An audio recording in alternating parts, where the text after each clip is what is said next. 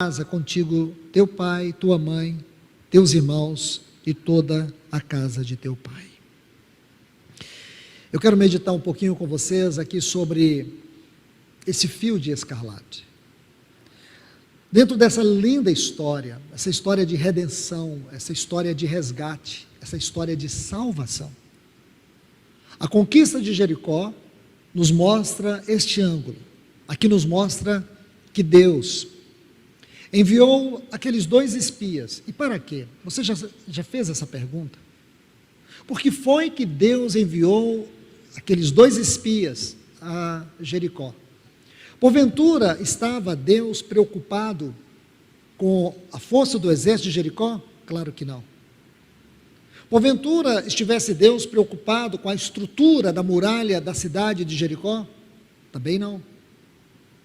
Era Jericó o inimigo que ameaçava Deus? Jamais. Então por que Deus fez isso? Por que a história de Jericó se concentra numa prostituta? Será que nós não podemos mudar um pouco as palavras aqui? Não seria, porventura, esses espias uma espécie, uma forma de um trabalho missionário? Por que ao entrar na cidade eles foram até aquela mulher?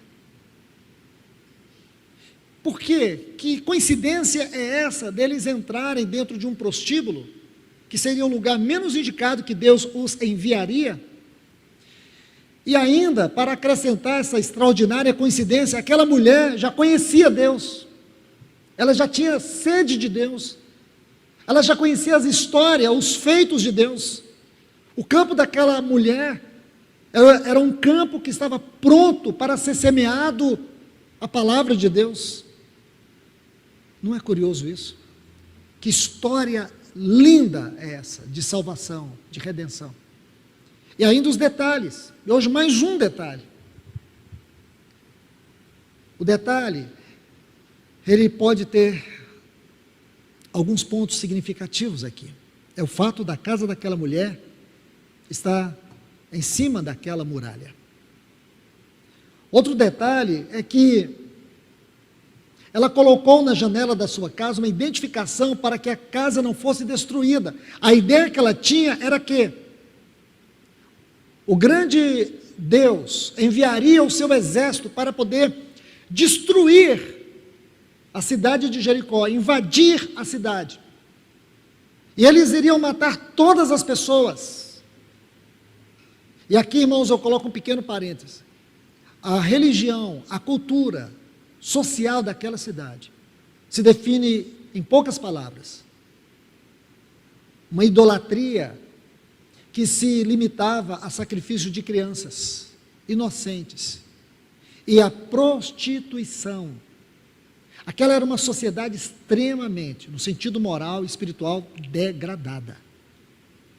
Então, meus irmãos e irmãs, não é curioso você pensar que o sinal que aquela mulher coloca na sua janela foi o mesmo sinal, em outro sentido, é claro, que Deus disse para o povo de Israel quando o anjo da morte viesse sobre o Egito, ou quando o anjo da morte iria passar sobre toda a terra do Egito, todas as famílias do povo de Israel deveriam manchar, pegar o sangue do cordeiro, aquele sangue carmesim, escarlate, e colocar nos umbrais da porta. Não é o mesmo sentido para nós? De proteção, de salvação, de segurança, de libertação?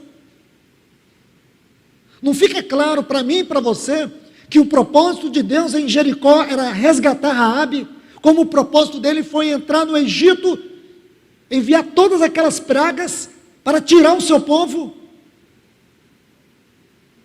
Não é isso, irmãos? Deixe-me colocar um pequeno ponto adicional aqui, nesse maravilhoso salmo que nós abrimos a reunião lendo ele.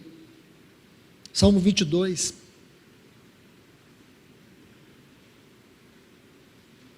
O versículo 6 está assim.